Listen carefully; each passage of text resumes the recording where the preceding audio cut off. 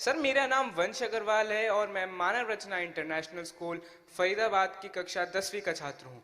Sir, मेरा आपसे यह सवाल है कि हमें अपने लक्ष्य को निर्धारित कैसे करना चाहिए।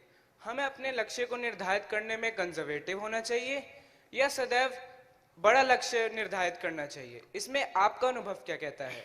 धन्यवाद। माननीय, इस पर हम सबको कुछ पता है।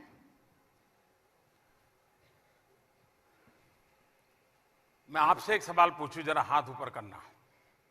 ऐसा कितने लोग मानते हैं कि लक्ष्य बहुत छोटा होना चाहिए? जरा हाथ ऊपर करें।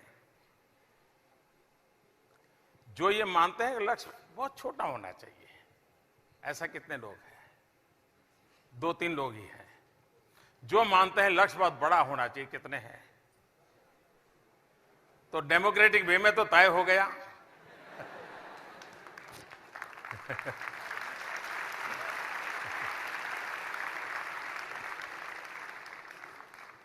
हम लोग गुजरात में बचपन से कहावत सुनते हैं, निशान चूक माफ, नहीं माफ नीचू निशान। यानी अगर निशान चूक जाते हैं तो माफ हो सकता है, लेकिन अगर निशान नीचा रखते हैं तो उसके लिए कोई माफी नहीं हो सकती।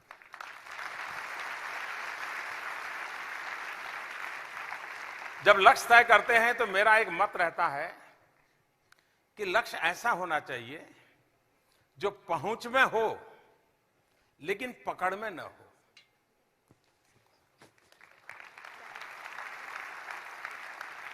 यानी लगता है भाई, मान लीजिए मुझे यहां छूना है, मैं कोशिश कर रहा हूं, नहीं छोड़, मेरी पकड़ में नहीं है, लेकिन 1 फुट अगर जंप लगा लूं तो मैं पकड़ सकता हूं, मतलब मेरी पहुंच में है, मेरी पकड़ में नहीं है। एक बार पहुंच वाला लक्ष्य होगा, जब पकड़ में आ जाएगा तो फिर नया लक्ष्य की प्रेरणा उसी में से पैदा होगी। और इसलिए लेकिन ऐसा भी ना हो कि हम कुछ ना करने के लिए बड़े बड़े लक्ष्य की बातें करते रहें।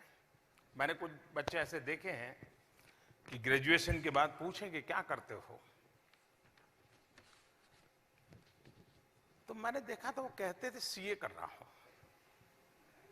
तो मैं हैरान था, इतने सारे लोग सीए कर रहे हैं, क्या क्यों कर रहे हैं ऐसा? तो पता चला कि वो, ये मैं कोई 20 साल पहले की बात कर रहा हूं, कि ये सीए कर रहा हूं ऐसा क्यों कर रहे हैं।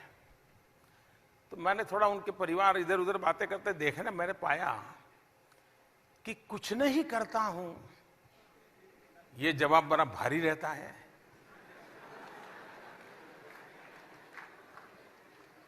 अब 20-22 साल की उम्र हो गई है, रिश्ते भी आते हैं,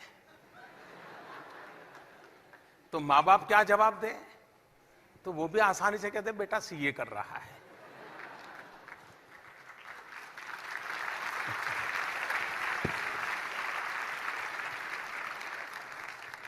अब ये लक्ष्य नहीं है जी, ये तो एक प्रकार से चालबाजी है अपने आप को सुरक्षित करने की।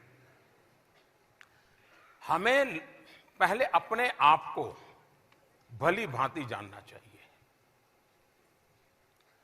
अपने तरीके से जानना चाहिए, किसी के संदर्भ में नहीं, अपने माँ बाप के सपनों के संदर्भ में नहीं, अपने टीचर के सपनों के संदर्भ में नहीं, आपके प्रधानमंत्री के भाषण के संदर्भ में नहीं, खुद के संदर्भ में। मैंने जो तय किया था पहले, क्या हुआ उसका, उससे आपको पता चलेगा हाँ मैं इतना तो कर सकता हूं। तो तय करो, यहां नहीं रुकना है, 5 कदम और जाना है। लक्ष्य अपने सामर्थ्य के साथ जुड़ा हुआ होना चाहिए और अपने सपनों की ओर ले जाने वाला होना चाहिए। ऐसा ना हो कि सपने ही मरे पड़े हो तो सामर्थ्य ही मरता चला जाता है, और ऐसी जिंदगी कभी नहीं होनी चाहिए। और इसलिए मेरा मत रहेगा कि लक्ष्य साफ होने चाहिए। लक्ष्य 2 प्रकार के भी होते हैं। एक अंतिम लक्ष्य की प्राप्ति के लिए छोटे छोटे, आपने देखा होगा कोई जो बड़ी पहाड़ी चढ़ता है तो पहले छोटी छोटी पहाड़ियों को लक्ष्य बना करके चढ़ते चढ़ते उसको सिद्ध करके फिर अगली चोटी पे जाता है। हमने भी कोशिश यही करनी चाहिए, तब जाकर के मैं समझता हूं कि हम लक्ष्य के साथ जीवन को चला सकते हैं और उस लक्ष्य को प्राप्त कर सकते हैं। और लक्ष्य अगर प्राप्त नहीं हुआ है तो हमने एक बार इंट्रोस्पेक्ट करना चाहिए, देखना चाहिए अंदर कि मैंने तय किया था कहां कमी रही, मेरी मेहनत में कमी रही, मेरे प्लानिंग में कमी रही। इन छोटे छोटे लक्ष्य का वेरिफिकेशन करते रहेंगे तो बड़े लक्ष्य तक जाने में कोई बड़ा हादसा नहीं होगा। आप उसको आसानी से करेक्ट करते जाएंगे, पार करते जाएंगे। तो लक्ष्य सिर्फ होना इनफ नहीं है, लक्ष्य पाने के रास्ते में आपका कितना कंसंट्रेशन है, आप कितनी एनर्जी कितनी लगाते हैं, किस काम के लिए कितना समय लगाना चाहिए, कैसे लगाना चाहिए, इस पर अगर आप जागृत हैं, मुझे विश्वास है कि कोई लक्ष्य बेकार नहीं जाता है। वो लक्ष्य आपको भी सामर्थ्यवान बनाता है।